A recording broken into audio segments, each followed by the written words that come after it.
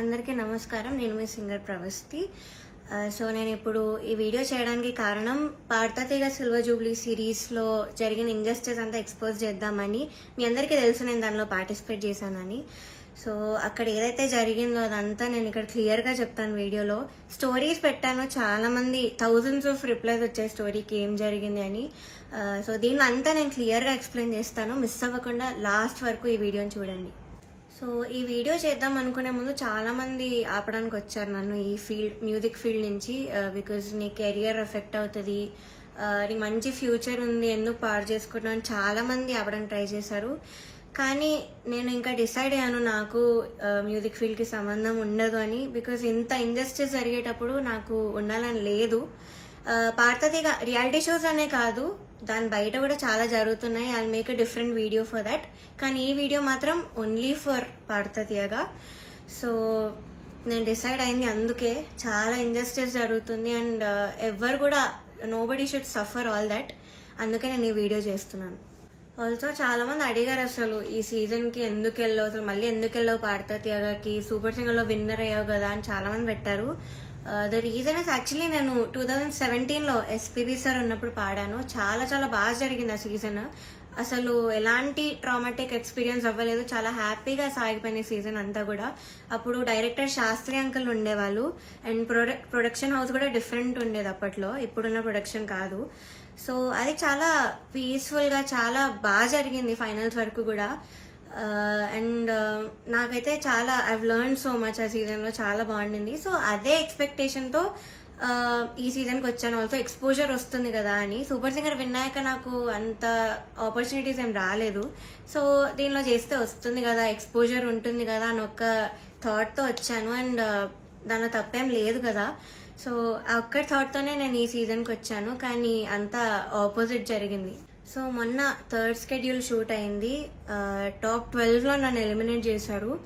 Actually first schedule నుంచి కూడా చాలా జరిగాయి. అప్పుడే నేను క్విట్ అవుదాం అనుకున్నాను, బట్ కాంట్రాక్ట్ సైన్ చేశాను. So I had no option. మీరు అనుకోవచ్చు ఎలిమినేట్ అయింది కాబట్టి ఇదంతా ఇప్పుడు కోపంతో చెప్తుందేమో అని. కానీ కాదు, ఉన్నప్పుడు నేను చెప్పలేను. కానీ ఎలిమినేట్ చేశాక నాకు ఆ ధైర్యం వచ్చింది అంతా చెప్పడానికి. సో జడ్జెస్ గురించి కానీ అక్కడ ఆ ప్రొడక్షన్ వాళ్ళు ఎలా ట్రీట్ చేశారని కానీ నేను అంతా దీనిలో బయట పెడతాను. సో నేను ఒక గుడ్ థింగ్తో స్టార్ట్ చేస్తాను. పార్థతీగలో ఒక గుడ్ థింగ్, ఆర్కెస్ట్రా కృష్ణాంకుల్ వాళ్ళు ఆ సీజన్లో ఎవరైతే ఉన్నారో వాళ్ళే ఈ సీజన్లో కూడా ఉన్నారు. వాళ్ళు మాత్రం చాలా సపోర్ట్ చేశారు, అందరితో ఒకేలా ఉంటారు. అండ్ మెంటర్ శ్రీనివాస్ సార్, ఆయన కూడా నన్ను ఎప్పుడు కూడా you are the most talented అని మొన్న కూడా నాతో వచ్చి చెప్పారు. సో వీళ్ళిద్దరికి మాత్రం I'm very very thankful. They are my favourite people. So this is the only good thing పార్థతీగ ఈ సీజన్లో. సో ఫస్ట్ నేను జడ్జెస్ దగ్గర నుంచి స్టార్ట్ చేస్తాను. ఫస్ట్ సునీత గారు. Of course she is very beautiful. మీరు అంతే కైండ్ అని కూడా అనుకుంటారు, బట్ బ్యూటీకి కైండ్నెస్కి ఎప్పుడు కూడా లింక్ ఉండదు. సో ఓకే, మీరు అబ్జర్వ్ చేయండి, ఫస్ట్ ఎపిసోడ్ నుంచి కూడా ప్రతిసారి నేను స్టేజ్ మీదకి వచ్చిన ప్రతిసారి వాడు ఒక ఫేస్ ఇస్తారు. అది ఎవరికి పెట్టరు ఆ ఫేస్, బట్ ఓన్లీ నాకు ఆ డిస్గస్టెడ్ లుక్ పెడతారు ఫేస్ మీద. ఇది యాక్చువల్లీ చాలా మంది వెల్ విషర్స్, నా ఫ్యాన్ పేజెస్ అందరూ కూడా నన్ను అడిగారు. కాబట్టి నేను స్క్రీన్ షాట్స్ పెడతాను. ఇది ఎందుకు ఇలా, did something happen behind the screen, ఏమైనా అయ్యిందా మీ ఇద్దరికి, లేకపోతే ఏమైనా గొడవ అయిందా అని ఇలా చాలా మంది అడిగారు. ఎందుకు ఆవిడ అలా ఫేస్ పెడుతున్నారు మీరు రాగానే అని. సో కానీ నేను చాలా డిఫెండ్ చేయడానికి ట్రై చేశాను. బికాస్ నాకు అప్పుడు తెలీదు, నేను ఏదో అలా ఆలోచిస్తున్నాను, వీళ్ళందరూ అలా ఆలోచిస్తున్నారేమో అనుకున్నాను. నాకు తెలియదు అప్పట్లో, ఐ డెంట్ రియలైజ్. సో నేను డిఫెండ్ చేశాను కూడా. సో నాకు ఎప్పుడు క్లారిటీ వచ్చిందంటే, అంతరామమయం పాడే ముందు సౌండ్ చెక్ అయ్యేటప్పుడు ఇన్ ఇయర్స్ పెట్టుకున్నాను. అండ్ ఆవిడ దగ్గర ఒక మైక్ ఉంది, అది ఆన్ ఉంది. అది పాపం వాడికి తెలీదు, మైక్ ఆన్ ఉంది, నేను ఇన్ ఇయర్స్ పెట్టుకున్నాను. సో కీరవాణి గారితో ఇలా చెప్తున్నారు అనమాట, ఈ అమ్మాయికి అసలు హై రేంజ్ వాయిసే కాదు, హై పిచ్ రాదు, కానీ మేనేజ్ చేసేస్తారు, మీరు చూడండి, ఈ సాంగ్లో తెలుస్తుంది చూడండి మీకు, అది ఇదని చాలా ఎక్కిస్తున్నారు సార్కి. And it hurt me so bad stage మీద నించున్నప్పుడు. అప్పటికి నా సెల్ఫ్ ఎస్టీమ్ ఇలా ఆల్మోస్ట్ కిందకి దిగిపోయింది. చాలా ఏడుపు వచ్చేసింది ఆ టైంకి. కంట్రోల్ చేసుకొని లేదు I have to do this అని నేను అంతరామమయం పాడాను. అండ్ ఆ పాటకు వచ్చిన అప్రిసియేషన్ నాకు ఇంకే పాటకు రాలేదు అప్పటి వరకు. సో అంతరామమయంకి బయట ఎవరు కలిసినా కూడా అందరు చెప్పారు నాకు వాయిస్ చాలా బాగా వచ్చింది ఆ పాటలో అని, కానీ చాలా బాగుంది ఆ పాట అని. అది యాక్చువల్లీ చాలా సాంగ్స్ ఇచ్చాం రాముడు రావునికి, చాలా ఇచ్చాము. నేను ఏది ఇచ్చినా వద్దు వద్దు వద్దు అంటే ఇంకా లాస్ట్ ఆప్షన్గా మేల్ సాంగ్ ఇచ్చాను అంతరామమయం. సో అదే సెలెక్ట్ చేశారు and I tried my best. Male song అయినా కూడా I gave my best. And of course నాకు ప్రతి సాంగ్కి ఆవిడ దగ్గర నుంచి నెగిటివ్ కామెంట్స్ వచ్చాయి. అది మీరు నమ్ముతారు, జడ్జెస్ ఏదంటే అదే నిజం అనుకొని మీరు అఫ్ కోర్స్ నమ్ముతారు, ఓకే. బట్ అదర్ కంటెస్టెంట్స్ పాడేటప్పుడు I even give their names.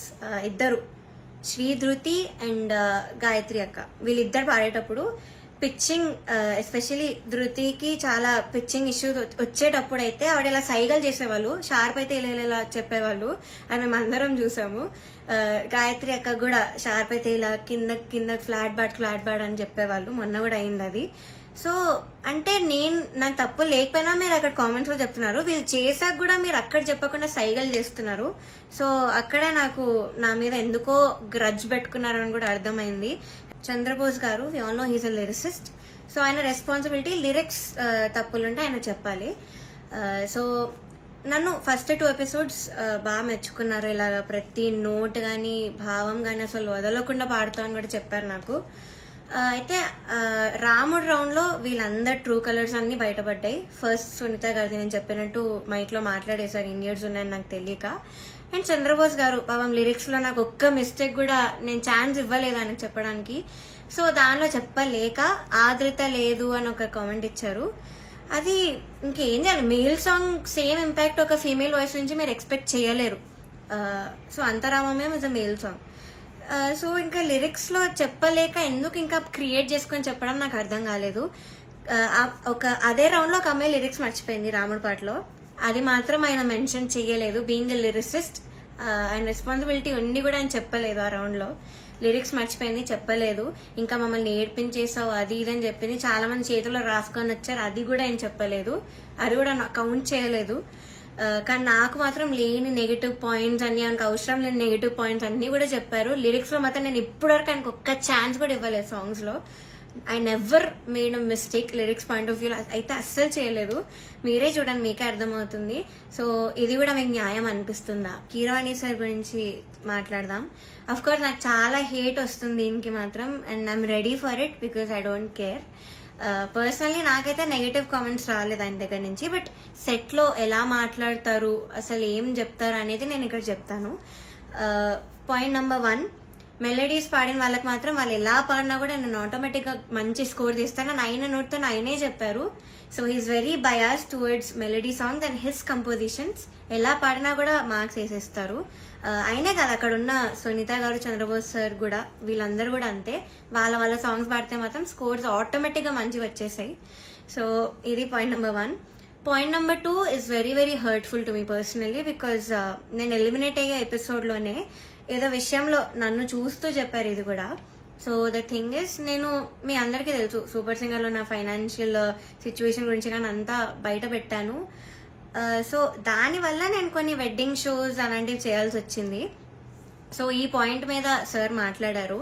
ఏమన్నారంటే అసలు వెడ్డింగ్ షోస్ చేసేవాళ్ళు నా దృష్టిలో సింగర్సే కాదు, నాకు చాలా అసహ్యం, it's like your disrespecting music అని మాట అన్నారు. చాలా చాలా బాగా అనిపించింది, అదేంటి అంత స్టేజ్ లో ఉన్నాయని ఇలా మాట్లాడారేంటి అని. సో ఇదొకటి నన్ను చూస్తూ మాట్లాడారు ఇంకా. So it was very hurtful.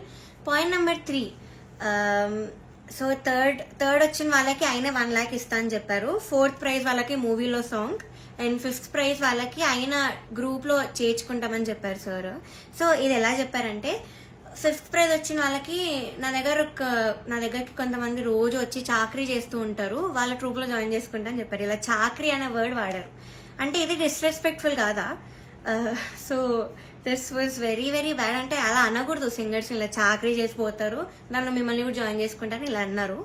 So మీకు ఎలా అనిపిస్తుందో ఇంకా మీరు ఆలోచించండి ఒకసారి. డైరెక్టర్ జ్ఞాపిక ప్రొడక్షన్స్ వాళ్ళ అనిల్ గారు అండ్ హిజ్ వైఫ్, వీళ్ళే మెయిన్ అక్కడ అంతా కంట్రోల్ చేసేది, అంతా వెనకాలంతా చేసేది వీళ్ళే. సో ఫస్ట్ పాయింట్ వచ్చేసి సాంగ్ సెలెక్షన్. ఫస్ట్ నేను మీకు చెప్పినట్టు జడ్జెస్ అక్కడ బయాస్డ్. సో కిరాణి సార్ ఏమో మెలడీస్ పాడితే వేసేయడం, ఆయన కంపోజిషన్స్ పాడితే వేసేయడం, చంద్రబోస్ సార్ కూడా అంతే, సునీత గారు కూడా అంతే సేమ్. సో ఇలా తెలిసేసరికి ఒక కంటెస్టెంట్ కి మాత్రం ఓన్లీ వాళ్ళ సాంగ్ దే ఇచ్చారు, మోస్ట్లీ వాళ్ళ సాంగ్ దే ఇచ్చారు ప్రతి రౌండ్ లో. ఇంకో కంటెస్టెంట్ కి ఏమో నీకేమొచ్చో చెప్పు ఆ సాంగ్ ఇచ్చేస్తామని చెప్పి ఇలా ఇచ్చారు ఒక కంటెస్టెంట్ కి. సెకండ్ పాయింట్, ఆ కంటెస్టెంట్ ఒక రోజు రాలేదు అనేసరికి అంతా షఫుల్ చేసేసి ఎపిసోడ్స్ అని ఏదేదో చేశారు. అండ్ అలాంటప్పుడు ఇంకెందుకు ఆడిషన్స్ పెట్టి అందరినీ తీసుకొని, ఎందుకు అసలు పాడతీ అంతమందిని తీసుకొని ఒక్క అమ్మాయితో చేయొచ్చు కదా సిల్వర్ జూబ్లీ సిరీస్ అని. సో అదొకటి. థర్డ్ పాయింట్ వచ్చేసి ఫ్యూచర్ లో ఒక ఎలిమినేషన్ జరుగుతుంది నాకంటే ముందు, అది మీరు చూస్తారు ముందు ఎపిసోడ్స్ లో. అయితే ఇది చాలా కామెడీగా అంటుంది, మీరు నమ్మలేరు కూడా. ఇద్దరిని తీశారు, ఒక అమ్మాయిని ఒక అబ్బాయిని. అయితే కరెక్ట్ షూట్ ఇంకో 2 days లో ఉందనగా వాళ్ళకి సాంగ్స్ మార్చేశారు, ఆ ఇద్దరికే సాంగ్స్ మార్చారు with a very funny reason. Keeravani sir కి రాగం నచ్చదు అని, శివరంజని అనే రాగం నచ్చదు అని వీళ్ళిద్దరిని తీస్తారు. కామెడీ ఏంటంటే అదే రాగంతో ముందు స్కెడ్యూల్ ఒక అబ్బాయి పాడాడు, అబ్బాయికి బాగానే మార్క్స్ వచ్చాయి. అదే స్కెడ్యూల్ లో ఇంకొక అబ్బాయి కూడా పాడాడు, అబ్బాయి కూడా బాగానే మెచ్చుకున్నారు, మంచి కామెంట్స్ వచ్చి అన్ని వచ్చాయి. బట్ వీళ్ళిద్దరికి మాత్రమే సాంగ్స్ మార్చేశారు. అయినా కూడా దీస్ టూ పాపం ఆ టైంకి నేర్చుకొని I think they did very well మార్చినా కూడా. కానీ వాళ్ళనే ఎలిమినేట్ చేశారు యాజ్ ఐ ఎక్స్పెక్టెడ్. నేను అప్పుడు అనుకున్నా యాక్చువల్లీ సాంగ్స్ ఇలా మార్చేసి అంత ఏదేదో చేస్తున్నారో, నేను అప్పుడు అనుకున్నా వీళ్ళిద్దరిని తీసే ఛాన్స్ ఉంది అని. And the thing is కిరాణి sir రాగం నచ్చకపోతే మరి ఎందుకు చేశారో తెలీదు. అంతర్యామి అనే పాట అదే రాగంలో చేశారు. బట్ ఏమో ఆ ఫన్నీ రీజన్ అయితే వీళ్ళిద్దరు సాంగ్స్ అయితే తీసేశారు కరెక్ట్ ఎలిమినేట్ చేసే ముందు. అండ్ నౌ నేను ఎందుకు అంత మెంటలీ ఎఫెక్ట్ అయ్యాను అని ఇప్పుడు చెప్తాను. ఫస్ట్ థింగ్, నేను చెప్పినట్లు డిస్క్రిమినేషన్ అది, ఇంకా జడ్జెస్ యొక్క డిస్గస్టెడ్ లుక్ తో నన్ను చూడడం, ఎప్పుడు ఒక చీడ పురుగుని చూసినట్టు చూడడం. They treated me like I'm worthless. So అలా ట్రీట్ చేశారు, జోక్స్ వేశారు వాళ్ళు కూడా నా బాడీ మీద. ఇవన్నీ నాకు ఆడియన్స్ ద్వారా తెలిసింది, వాళ్ళకి వినిపిస్తుంది కాబట్టి వాళ్ళు పక్కనే ఉంటారు. సో నేనైతే అస్సలు ఎక్స్పెక్ట్ చేయలేదు, ఇలాంటి జడ్జెస్ దగ్గర నుంచి అయితే అస్సలు ఎక్స్పెక్ట్ చేయలేదు. అంటే నేను ఎన్ని షోస్ చేశాను, తమిళ్లో పాడాను, అన్నిట్లో పాడాను, ఎప్పుడు కూడా ఇలాంటి ఎక్స్పీరియన్స్ ఒక జడ్జెస్ నుంచి అయితే నాకు ఎప్పుడూ లేదు. శ్వేతామోహన్ గారు ఇప్పటికి కూడా మాట్లాడతారు, నన్ను ఏంజల్ అంటారు, the sweetest, the most talented అంటారు. అలాంటిది ఇక్కడ వీళ్ళే నన్ను ఇలా ట్రీట్ చేస్తున్నారు, ఇలాంటి మాటలు అంటున్నారని చాలా చాలా బాగా అనిపించింది. అండ్ సెకండ్ థింగ్, ప్రొడక్షన్ వాళ్ళు ఎస్పెషల్లీ అవుట్ఫిట్స్ విషయంలో మమ్మల్ని బొడ్డు కిందకి కట్టుకో, సారీస్ ఇచ్చి కిందకి కట్టుకో, ఇలా ఎక్స్పోజింగ్ చేయన్న వేలో చెప్పారు. చాలాసార్లు తిప్పేవాళ్ళు నన్ను ఎస్పెషల్లీ కరెక్ట్ పాడే ముందు. అంటే ఎగ్జాస్ట్ అయిపోయేదాన్ని ఆ టైంకి, అయినా కూడా ఐ గేవ్ మై బెస్ట్, అది వేరే విషయం. అండ్ ఇలా బాడీ షేమింగ్, ఆ కాస్ట్యూమ్ డిజైనర్ అయితే నా ఫేస్ మీద అన్నాడు, ఇలాంటి బాడీకి నేను ఇంకేం ఇవ్వగలను అన్న మాట అన్నాడు. ఏమో ఐ వాజ్ వెరీ వెరీ చాలా చాలా ఎఫెక్ట్ అయినాను మెంటలీ ఈ విషయంతో మాత్రం. సెల్ఫ్ ఎస్టీమ్ కానీ కాన్ఫిడెన్స్ కానీ అంతా లేకుండా పోయింది వీళ్ళనే మాటల వల్ల. అండ్ మీరు ఒకటి గమనించుంటే ఎస్పీబీ సార్ ఉన్నప్పుడు మాత్రం ఇలాంటి కుళ్ళు జోకులు, కామెడీలు, డాన్సులు చేయడం మాత్రం ఎప్పుడూ కూడా లేదు. మీరు ఒక్కసారి అన్ని సీజన్స్ రివైండ్ చేసుకొని చూడండి, నా సీజనే చూడండి 2017లో. కానీ ఎప్పుడైతే జ్ఞాపిక ప్రొడక్షన్ అనేది వచ్చిందో అప్పటి నుంచి ఇవన్నీ స్టార్ట్ అయ్యాయి. So they are the main reason ఈ పాడతీగా ఇలా అయిపోవడానికి కారణం వాళ్ళే. మమ్మల్ని ఇలా డాన్స్లు వేయమని, అదేవో కుళ్ళు జోకులు చెప్పమని. మీరు ముందు చూస్తారు ఇప్పుడు ఎర్రాని కొరదని గోపాలలో నేను చాలా డాన్స్ చేశాను, నెక్స్ట్ వచ్చే ఎపిసోడ్లో కూడా డాన్స్ చేశాను, because I was forced to dance. So చేశాను. నేను ఇప్పటివరకు అయితే అంత డాన్స్ ఎప్పుడూ చేయలేదు ఏ రియాలిటీ షోలో, కానీ చేశాను, మీరే చూస్తారు. అండ్ మాకు ట్రాన్స్పోర్ట్లో ఒక కంటెంట్ మేనేజర్ మాత్రమే వచ్చేవాళ్ళు కార్లో, బికాజ్ మా ఇంటి పక్కన ఆయన కూడా ఉంటారు. సో సేమ్ వెహికల్ అయ్యేది. అండ్ ఆయన ఏం చెప్పేవాళ్ళంటే పర్ఫార్మెన్స్ చాలా ఇంపార్టెంట్, మీరు డల్ అప్పట్లో కాదు, మీరు అలా నించొని పాడితే ఎవరు చూడరు, అది ఇది అని ఆయన అన్నారు. And one more thing is, Janaki అమ్మ రౌండ్ జరిగింది. మీ అందరికీ తెలుసు నాకు జానకి అమ్మకున్న బాండింగ్, నా పోస్ట్ కూడా ఉంటుంది అక్కడ ఇన్స్టాగ్రామ్లో. సో అన్ని ఫొటోస్ ఉన్నాయి నా దగ్గర, ఆమెతో అంత ఎక్స్పీరియన్స్ ఉంది అమ్మమ్మతో, చాలా స్వీట్ మెమరీస్ ఉన్నాయి. అవన్నీ నేను చెప్దాం అనుకున్నా కూడా నేను చెప్పనివ్వలేదు స్టేజ్ మీద. అండ్ నా ఫొటోస్, అంకుల్ ఇలా ఫొటోస్ వేస్తారా, సో నేను ఎక్స్పీరియన్స్ అంతా చెప్తాను, నాకు అమ్మమ్మ గురించి నేను మంచిగా చెప్దాం అనుకుంటున్నాను అంటే కూడా నన్ను ఒప్పుకోలేదు. వేరే కంటెస్టెంట్స్ అందరూ ఫీల్ అవుతారమ్మా అది ఇది అని చెప్పి నన్ను ఆపేశారు. బట్ రాఘవేంద్రరావు గారి ఎపిసోడ్ అయింది మొన్న స్కెడ్యూల్లో. అండ్ ధృతి is very very close to him. అక్కడ ఉన్న వాళ్ళందరితో క్లోజ్, జడ్జెస్తో కూడా ఆఫ్ కోర్స్. సో అయిన ఫొటోస్, తన ఫొటోస్ మాత్రం వేశారు అండ్ తనతో చెప్పించారు. నేను చేస్తే మాత్రం వద్దని, తను చేస్తే మాత్రం మంచిగా చూపించారు, అంత హైప్ చేశారు. ఇది మీకు న్యాయం అనిపిస్తుందా మీరే చెప్పండి. నౌ థర్డ్ ఫైనల్ స్కెడ్యూల్, అంటే నేను ఎలిమినేట్ అయిన స్కెడ్యూల్. అయితే 4 రౌండ్స్ ఇచ్చారు, 6-6-6గా డివైడ్ చేశారు. కామెడీ ఏంటంటే కొంతమంది క్లాసికల్ రౌండ్, కొంతమంది కాలేజ్ రౌండ్ అంట. ఒక చెత్త రౌండ్ ఒకటి పెట్టారు, దానిలో చెత్త పాసిబుల్ సాంగ్స్ అన్ని ఇచ్చారు, అంటే సింపుల్గా పాడి పడేసేవి. దానికి క్లాసికల్ రౌండ్కి మార్క్స్కి కంపేర్ చేశారు. ఇదొక కామెడీ విషయం ఈ స్కెడ్యూల్లో. మీ అందరికి తెలియాలి కాబట్టి చెప్తున్నాను అంత క్లియర్గా.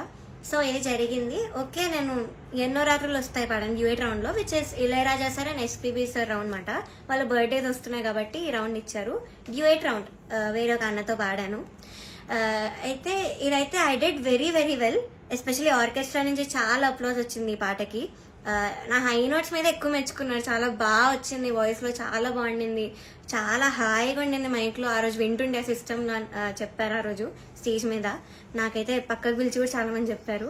కానీ సునీత గారు ఆఫ్ కోర్స్ మళ్ళీ అదే కామెంట్, నీకు రేంజ్ లేదు, నీకు హై నోట్స్ రావు, నీకు స్కేల్ ఎక్కువ అయిపోయింది, యూ ఆల్వేస్ స్ట్రగుల్, మనం దీని మీద మాట్లాడుకోవాలి అని చెప్పారు. I don't think so, because నేను ఇన్ని షోస్ చేశాను. ఎందుకు మన ఎస్పీబీ సరే నన్ను మెచ్చుకున్నారు అప్పుడు పడుతుంది కదా నా హెడ్ వాయిస్ గురించి. అండ్ మన సూపర్ సింగర్లో శ్వేతా మోహన్ గారు అన్ని లాంగ్వేజెస్లో పాడారు. ఆవిడ సుజాత మోహన్ గారు అన్ని లాంగ్వేజెస్లో పాడారు. ఆవిడ నన్ను మెచ్చుకున్నారు. ఇలాగా నీది బేస్ రేంజ్ వాయిస్ అయినా కూడా నువ్వు ఎంత బాగా పాడుతున్నా, అసలు తెలియకుండా ఎంత బాగా పాడుతున్నా, ఎంత క్లీన్గా వినిపిస్తున్నా, హై నోట్స్ అన్ని కూడా చెప్పారు. తమన్ సార్ కూడా మెచ్చుకున్నాను అన్ని విషయంలో.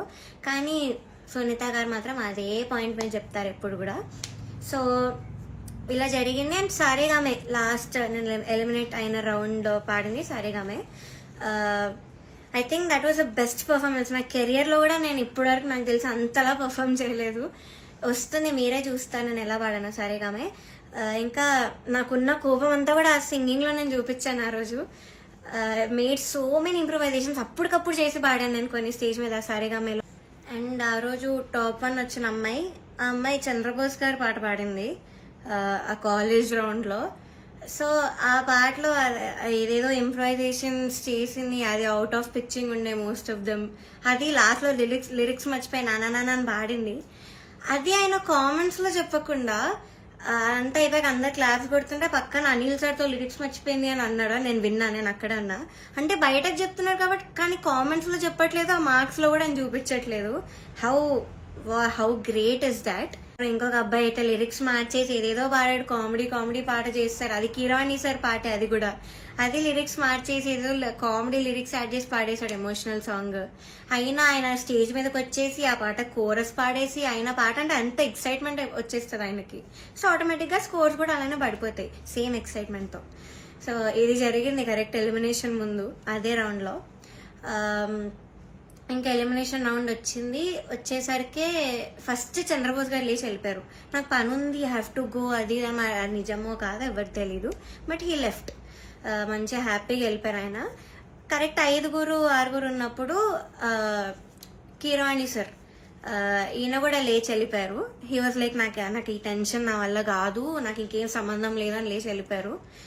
బికాస్ ఆయన మనస్సాక్షికి తెలుసు అక్కడ. సో లేచి వెళ్ళిపోయారు. కానీ సునీత గారు మాత్రం అఫ్ కోర్స్ నా మీద అంత గ్రడ్జ్ ఉన్నప్పుడు నేను ఎలిమినేట్ అవ్వడం చూడాలి కదా. సో ఆవిడ మాత్రం అలానే కూర్చున్నారు, ఎంత ఒక ఈవిల్ స్మైల్తో ఫేస్ మీద. I still remember that face, నా మైండ్లో తిరుగుతుంది అది. నేను మాత్రం ఏడుపు కంట్రోల్ చేసుకుంటున్నా. ఐఎమ్ కంట్రోలింగ్ లేదు, ఐ షుడెంట్ క్రై. నన్ను ఇంత టార్చర్ పెట్టారు, నేను ధైర్యంగా బయట పెట్టాలి, దానికి నేను ఏడవకూడదు, నేను మంచిగా ఎలిమినేట్ అవ్వాలి హ్యాపీగా అనుకున్నాను. సో నేను మాత్రం మంచి స్మైల్ పెట్టుకొని నించున్నా. అయితే లాస్ట్ ముగ్గురు ఉన్నాం లాస్ట్కి. ఒకరు సేవ్ అయ్యారు, నేను ఇంకొక అన్న ఎలిమినేట్ అయిపోయాము, ఇద్దరం ఎలిమినేట్ అయ్యాము. అయ్యాక నాకు కొంచెం ఐ గోట్ ఎమోషనల్గా, అయినా కంట్రోల్ చేసుకొని వెంటనే ఐ గేవ్ అ స్మైల్. అయితే my mother she saw all of these కదా. సో ముందు నుంచి తట్టుకుంటూ వస్తున్నాం, ఇంకా తన వల్ల కాలేదు.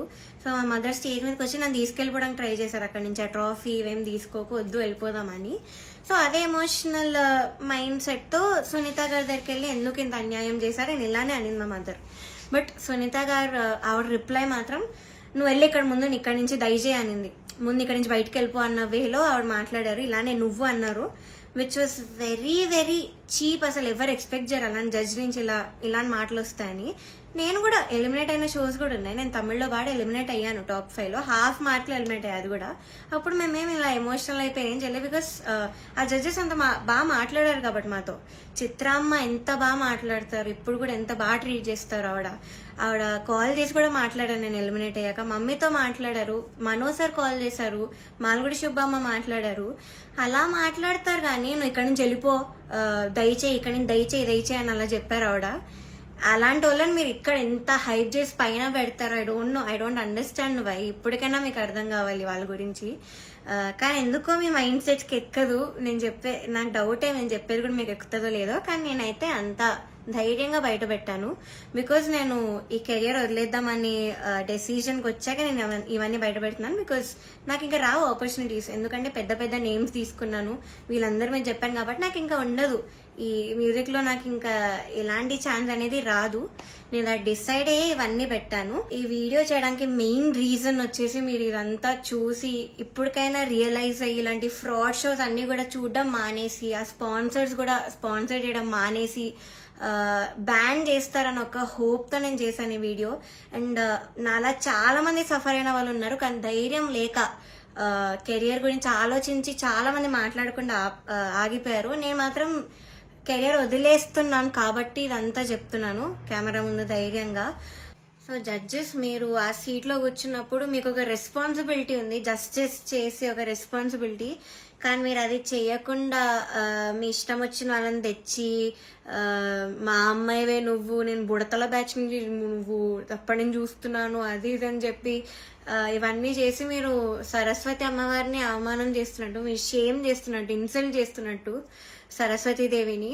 సో మీరు ఇలా చేసే పని అయితే ప్లీజ్ డోంట్. జడ్జి ఆ సీట్లో కూర్చోకండి. ఇంకా చిత్రమ్మ, ఎస్పీ శైలజమ్మ, మనో గారు వీళ్ళు ఉంటే ఎంత బాగుంటుంది, ఆ ప్లేస్లో ఎంత బాగుంటుంది ఆ జడ్జ్మెంట్. సో అది మాత్రం చేయకండి, because what all you're doing is injustice. మాలాంటి లైఫ్తో ఆడుకుంటున్నారు. ఇలా మాకేం పవర్ లేదు, మనీ లేదు, we can buy anybody, bribes ఇచ్చి గిఫ్ట్స్ ఇచ్చి మేము అవేం చెయ్యలేము. నాకు అందుకే ఆపర్చునిటీస్ కూడా రాలేదు. వచ్చినవి కూడా ఇలాంటి కొన్ని క్యారెక్టర్స్ మధ్యలో వచ్చి లాగేసుకున్నారు అన్ని ఆపర్చునిటీస్. సో దయచేసి ఇలా ఒక లైఫ్తో ఆడుకోకండి.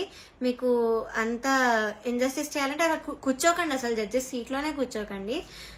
వాళ్ళు వేరే వాళ్ళని పెట్టుకుంటారు, ఇలా చిత్రమ్మ ఇలాంటి వాళ్ళని ఏదో ఒకటి చేసి పెట్టుకుంటారు. That is the right thing to do. So ఇప్పుడు నేను పెద్ద పెద్ద పేర్లను పాయింట్అవుట్ చేశాను, అంతా ఎక్స్పోజ్ చేశాను, ప్రొడక్షన్ని ఎక్స్పోజ్ చేశాను. So I know I'm in danger. ఆడియన్స్కి ఏం తెలియాలంటే, నాకు ఏమైనా అయినా, మా ఫ్యామిలీకి ఏమైనా అయినా, లేకపోతే మేము ఏమైనా చేసుకున్నా, సునీత గారు, Chandrabose garu, Keeravani garu, Gnapika productions, Anil sir is responsible for all of this.